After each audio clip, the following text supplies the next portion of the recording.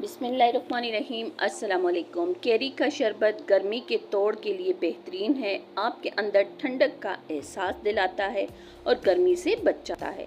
मुंह को लज्जत देने वाला शरबत, 5 से 10 मिनट में बनने वाला शरबत घर पर आप आसानी के साथ किस तरह से बना सकते हैं। वीडियो को स्किप मत कीजिएगा, एंड तक ज़रूर देखिएगा कि हम आज घर पर कैरी का शरबत किस तरह से बनाएंगे और साथ ही कैरी सोडा किस तरह से बनाया जाएगा। बिस्मिल्लाहिर्रहमानिर्रहीम। यहाँ पर 6 अदद मैंने छोटे और दरमियाने साइज़ की कैरी ले ली है। सबसे पहले हम इनका ऊपर का जो ग्रीन छिलका है इसको रिमूव कर देंगे। यहाँ पर हमने इनका छिलका रिमूव कर दिया है। अच्छी तरह से पानी से धोने के बाद इसको खुश्क करके एक प्लेट के अंदर रख लिया है। अब हम यहाँ पर तेज़ नाइफ़ की मदद से गहरे कट लगाएंगे। ऑप्शनल है, अगर आप गहरे कट नहीं लगाना चाहते तो आप इसके बारीक बारीक पीस कटिंग कर लीजिए और गुठली को निकाल कर साइड पर कर लीजिए। टाइम की कमी की वजह से, टाइम को बचाने के लिए आप इस तरह से कर सकते हैं कि कच्ची कैरी को कट लगा दीजिए और इनको आप बॉयल कर लीजिए अच्छी तरह से। मैं यहाँ पर कट आपको लगाकर बता रही हूँ कि किस तरह अंदर तक आपने गहराई तक इनके कट लगाने हैं। एक पैन के अंदर 1.5 गिलास हमने रख दिया है और उसके अंदर हमने 1 टीस्पून साबुत सौंफ का इस्तेमाल किया है। 1/2 टीस्पून साबुत ज़ीरा इसमें जाएगा और एक दालचीनी का छोटा सा टुकड़ा इसके अंदर डाल देंगे। पानी को उबाल आने देंगे अच्छी तरह से और जो कैरी को हमने गहरे कट लगा के रखा हुआ था वो इसके अंदर हम डाल देंगे। इसके बाद हम इसे मीडियम टू स्लो फ्लेम पर पकने के लिए छोड़ देंगे। कवर करने के बाद यहाँ हम इसे कवर कर देंगे।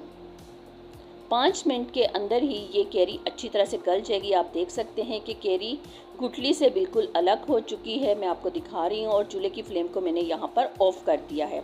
अब हम इसे ग्राइंड करेंगे। सबसे पहले ग्राइंड करने के बाद एक स्ट्रेनर की मदद से मैं इसे छान कर साइड पर रख लूँगी। अब हम यहाँ पर इसकी चाशनी रेडी करेंगे। चाशनी के लिए यहाँ पर मैंने 1 गिलास पानी ले लिया है और तकरीबन मेजरमेंट के हिसाब से 1.5 कप चीनी लूँगी। अच्छी तरह से मेल्ट करेंगे। जैसे ही चीनी मेल्ट हो जाएगी, जो हमने कैरी का सिरप बनाकर रेडी किया हुआ था स्ट्रेनर की मदद से छान के ग्राइंड करने के बाद, वो हम इसके अंदर डाल देंगे।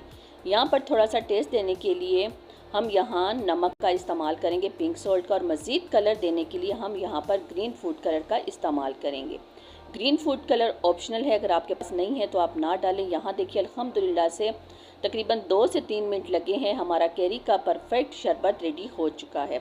अब हम इसे रूम टेम्परेचर पर सबसे पहले ठंडा होने देंगे। ठंडा होने के बाद हम आपसे शेयर करेंगे कि कैरी सोडा बनाने का तरीका क्या है और इसे सेव हम किस तरह से कर सकते हैं। ठंडा होने के बाद यहाँ पर मेरे पास एक छोटी सी बोतल थी जिसको धोकर अच्छी तरह से खुश्क करने के बाद इसके अंदर मैंने डाल दिया। एक छोटा सा प्यारा सा जग ले लिया है और एक गिलास जिसके अंदर बहुत सारी हमने आइस डाल दी है। कैरी का जो शरबत रेडी है सबसे पहले वो इसके अंदर हम डालेंगे गिलास और जग के अंदर। इसके बाद हमने एक 7 अप की बोतल या कोई सा भी सोडा अगर आपके पास है तो आप वो घर पर लाकर वो इसके अंदर डाल दीजिए। अच्छी तरह से मिक्स कीजिए।